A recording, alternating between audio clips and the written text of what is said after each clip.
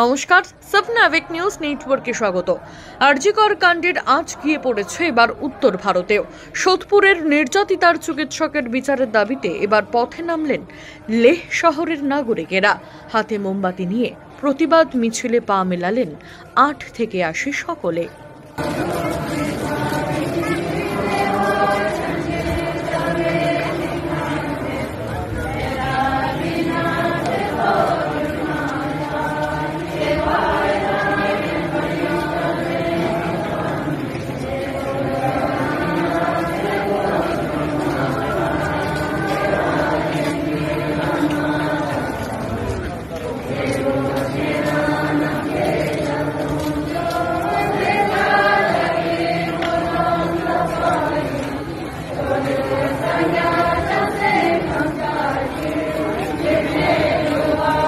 দুষ্কৃতীদের গুলিতে ভিন রাজ্যের এক ট্রাকের খালাসির মৃত্যু ঘিরে চাঞ্চল্য ছড়ালো মগরাহাট থানার অন্তর্গত ধামুয়া চাঁদপুর এলাকায়। মৃতের নাম রাহুল কুমার সিং এবং তিনি বিহারের বেগুসরাই এলাকার বাসিন্দা ছিলেন।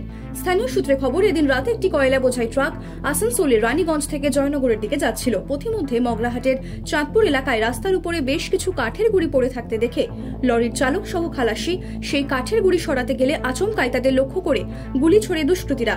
এ ঘটনায় গুলিবিদ্ধ হন এক খালাসি ও গুরুতর জখম হন আরেকজন।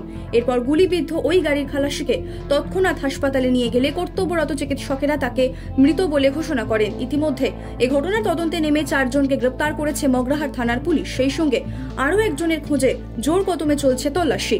বিপুল পরিমাণ নিষিদ্ধ মাদক সহ এক ব্যক্তিকে গ্রেপ্তার করল অশোকনগর থানার পুলিশ। সূত্রে খবর, হরিণঘাটা থানার অন্তর্গত নোনাঘাটা এলাকার বাসিন্দা ছোট্টু মণ্ডল নামের এক ব্যক্তি 25.5 কেজি নিষিদ্ধ মাদক নিয়ে তা বিক্রির উদ্দেশ্যে এদিন অশোকনগর কল্যাণগড় পৌরসভার 22 নম্বর ওয়ার্ডের শ্রমলক্ষ্মী কলোনি এলাকায় আসে। তবে গোপন সূত্রে খবর পেয়ে আগে থেকেই সজাগ থাকে পুলিশও। এদিন রাতে এলাকায় সন্দেহজনক একটি বাইক দেখতে পেয়ে পুলিশের বিশেষ দল বাইকটিতে তল্লাশি চালাতেই বাইকে থাকা ব্যাগ থেকে উদ্ধার হয় বিপুল পরিমাণ নিষিদ্ধ মাদক। সেই সঙ্গে গ্রেপ্তার করা হয় ওই ব্যক্তিকেও। কোথা থেকে এলো এত নিষিদ্ধ মাদক আর কার কাছেই বা বিক্রির উদ্দেশ্যে নিয়ে যাওয়া হচ্ছিল এত বিপুল পরিমাণ নিষিদ্ধ মাদক, উত্তর খুঁজছে পুলিশ। আবারও মধুচক্রের হদিশ মিলল দক্ষিণেশ্বরে। পুলিশ সূত্রে জানা গেছে, দীর্ঘদিন ধরেই দক্ষিণেশ্বর এলাকায় কোচিং সেন্টারের আড়ালে চলছিল মধুচক্রের আসর। এদিন রাতে গোপন সূত্রে খবর পেয়ে ব্যারাকপুর পুলিশ কমিশনারেটের গোয়েন্দা বিভাগ এবং দক্ষিণেশ্বর থানার পুলিশ যৌথ অভিযান চালায়। কোচিং সেন্টারের আড়ালে চলা ওই মধুচক্র চালানোর অভিযোগে 3 জনকে গ্রেপ্তার করে দক্ষিণেশ্বর থানার পুলিশ। ধৃতদের নাম জানা গেছে সুজয় দাস, শুভঙ্কর মহান্তি এবং অনুরাগ মুখোপাধ্যায়। গ্রেপ্তার করার পর ধৃতদের দক্ষিণেশ্বর থানা থেকে প্রথমে ব্যারাকপুর পুলিশ কমিশনারেটের মহিলা থানায় নিয়ে যাওয়া হয়। সেখানে এই চক্রের সাথে আরো কারা জড়িত রয়েছে, কতদূর পর্যন্ত এই চক্রের জাল বিস্তার রয়েছে, সেই সব তথ্য জানতে ধৃতদের জিজ্ঞাসাবাদ করা হয়। তদন্তের স্বার্থে পুলিশি হেফাজত চেয়ে এদিন ব্যারাকপুর পুলিশ কমিশনারেটের গোয়েন্দা বিভাগের পক্ষ থেকে ধৃতদের ব্যারাকপুর আদালতে নিয়ে যাওয়া হয়েছে। আরজিকর কাণ্ডের প্রতিবাদে উই ওয়ান্ট জাস্টিস স্লোগান তুলে রাজ্য জুড়ে বিরামহীনভাবে চলছে প্রতিবাদ মিছিল। 8 থেকে 80 সমাজের সর্বস্তরের মানুষই কোথাও মৌনভাবে, কোথাও আবার প্রতিবাদে গর্জে উঠে পথে নেমেছেন। এদিন মধ্যমগ্রামেও তিলোত্তমার বিচার চেয়ে প্রতিবাদে গর্জে উঠলেন কয়েকশো সাধারণ মানুষ। নাগরিক সমাজের ডাকে অরাজনৈতিক এই প্রতিবাদ মিছিল হলেও প্রতিবাদী আন্দোলনে সামিল হতে দেখা গেল অভিনেতা রুদ্রনীল ঘোষকে। আর উল্লেখযোগ্যভাবে তাদের মেয়েকে এমন নৃশংস হত্যাকাণ্ডের তীব্র প্রতিবাদ জানিয়ে এই মিছিলে যোগদান করতে দেখা যায় নির্যাতিতার পরিবারের সদস্যদের। প্রতিবাদ মিছিল থেকে অপরাধীদের দ্রুত বিচার এবং শাস্তির দাবি জানান নির্যাতিতার কাকা কাকিমা সহ নিকট আত্মীয় পরিজনেরা। মধ্যমগ্রাম চৌমাথায় 3 দিন ধরে চলা অবস্থান বিক্ষোভের শেষে আয়োজিত এই প্রতিবাদ মিছিলে সামিল হওয়া মানুষজনের উপস্থিতি ছিল চোখে পড়ার মতো। রাজ্য সরকারের কাছ থেকে আরজিকর কাণ্ডের তদন্তভার হস্তান্তর হয়েছে সিবিআই এর হাতে। প্রায় 24 দিন পার সিভিক ভলেন্টিয়ার সঞ্জয় ছাড়া এখনো কাউকে গ্রেপ্তার করতে পারেনি তদন্তকারী অফিসারেরা। তিলোত্তমার বিচারের দাবিতে এবার সিজিও কমপ্লেক্সের কাছেই 3 দিন ব্যাপী বিক্ষোভ সমাবেশের ডাক দিয়েছে নাগরিক সমাজ। এদিন সকালবেলা হাতে প্ল্যাকার্ড নিয়ে স্লোগান দিতে দেখা গেল প্রতিবাদীদের।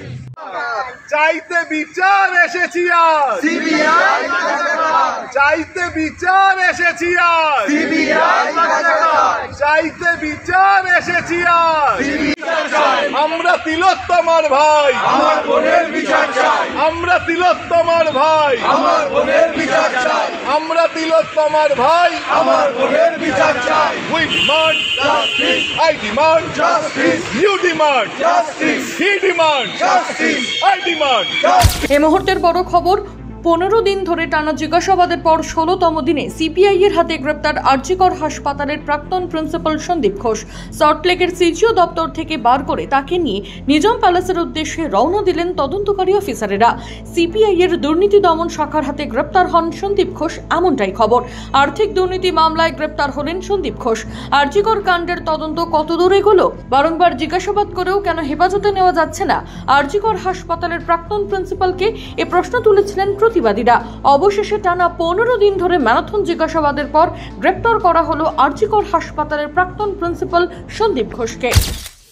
দেখুন, এই গ্রেপ্তারি বহু কাঙ্ক্ষিত গ্রেপ্তারি ছিল, কিন্তু আমি যেটা আগেই আশঙ্কা প্রকাশ করেছিলাম যে খুনের মামলায় ইনি গ্রেপ্তার হবেন কিনা জানি না, কিন্তু করাপশানের মামলায় অবশ্যই ইনি গ্রেপ্তার হবেন, এবং সেটাই দেখা গেল। করাপশানের মামলায় ডক্টর সন্দীপ ঘোষ গ্রেপ্তার হয়েছে। কিন্তু যাই হোক, নাই মামার থেকে কারা মামা হলো, গ্রেপ্তারিটা খুব দরকার ছিল, বাংলার মানুষের কাঙ্ক্ষিত গ্রেপ্তারি।